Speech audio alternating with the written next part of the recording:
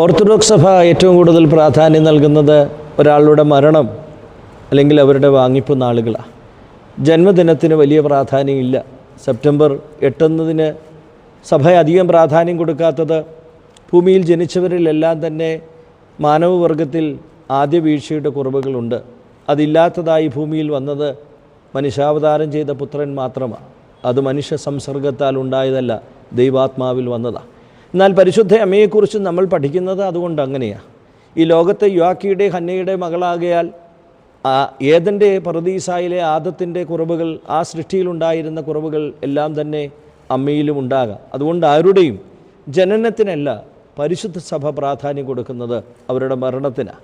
അതുകൊണ്ടാണ് നമ്മളെല്ലാ വിശുദ്ധന്മാരുടെയും മരണത്തിൽ അവർക്ക് അവരുടെ പ്രത്യേക ദിവസം ഓർക്കുന്നത്. അവർ മരിച്ച ദിവസം, അവർ വാങ്ങിപ്പോയ ദിവസം, ദൈവസന്നിധിയിലായ ദിവസമാണ് കൂടുതൽ പ്രാധാന്യം. അവരേറിയ നാളുകൾ കൊണ്ട് പ്രാർത്ഥന കൊണ്ടും ജീവിതം കൊണ്ടും അവരുടെ വിശുദ്ധിയിൽ ഉയർന്ന ദിവസമാണ് അവരുടെ വാങ്ങിപ്പിൻ്റെ ദിവസം എന്നതിനാലാണ്. അതുകൊണ്ട് പരിശുദ്ധ അമ്മയുടെയും വലിയ പ്രാധാന്യം സഭ കൊടുക്കുന്നത് ഓഗസ്റ്റ് മാസം 15 അമ്മ ആകാശമേഘങ്ങളിലേക്ക് ദൈവദൂതന്മാരുടെ അകമ്പടിയോടുകൂടി സ്വർഗോന്നതങ്ങളിലേക്ക് പുത്രൻ തമ്പുരാൻ്റെ സന്നിധിയിലേക്ക് ആ ഉറക്കത്തിൽ നിന്ന് ഉയർന്നു പോയ ആ വലിയ ദിവസത്തിന് നമ്മൾ പ്രാധാന്യം കൊടുക്കുന്നു. അതുകൊണ്ട് ഓർത്തഡോക്സ് സഭയുടെ പ്രാധാന്യം വാങ്ങിപ്പിനാണ്.